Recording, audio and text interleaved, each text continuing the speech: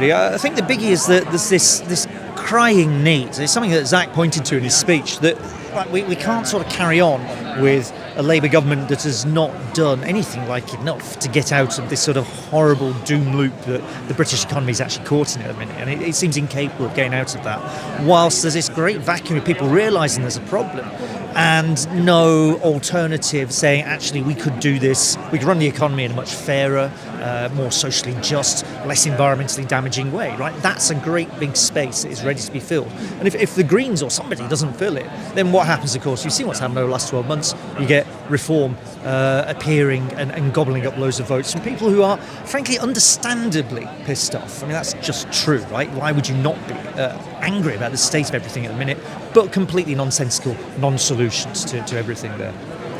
The cost of living crisis hasn't actually gone away. I know it's like dropped down the list of what is appearing on the news, but if you go and look at opinion polls, right, it's the thing that people talk about. Everything is too expensive, and it's rent, it's food, it's electricity, water, whatever it might be. That's all still there, and that's a real drag on people's standard of living. That's continual pressure across everyone, right? We all have to pay too much for some basic things in this country that often just doesn't really work. I mean, water is a classic example, right? Rivers, every single river in the country or thereabouts full of sewage, and paying a fortune to these privatised companies to do basically nothing about it. So it's a classic example of it's expensive and it doesn't work.